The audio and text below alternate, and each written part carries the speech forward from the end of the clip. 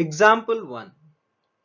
Differentiate y is equal to sine x square. So here y is given as function of function, means when x changes, x square value change and sine value also changes. That means when x value changes, there are two changes happening. That means there are two functions are there. So it is a function of function.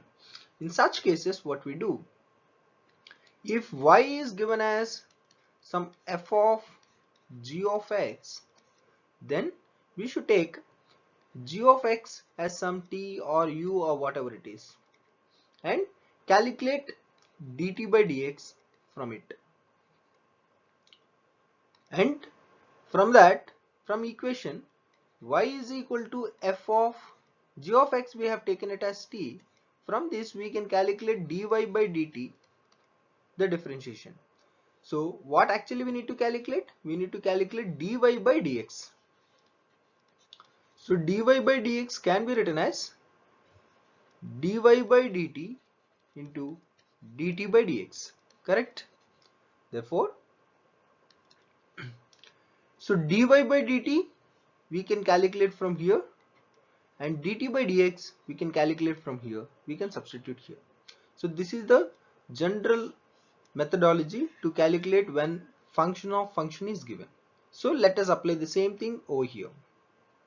So I'll take, let x square is some t. So what we get, dt by dx is equal to d by dx of x square. Therefore dt by dx is equal to 2x.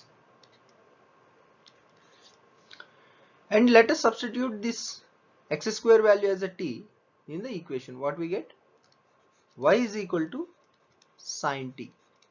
So what we get if you differentiate with respect to time, so dy by dt is equal to d by dt of sine t.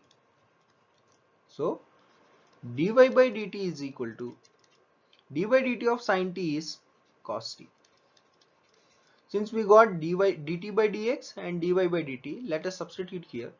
So dy by dx can be written as dy by dt into dt by dx. So dy by dt is nothing but cos t. Dt by dx can be written as 2x. So cos t we have considered it as x square, therefore cos x square into 2x. So finally we got 2x cos x square.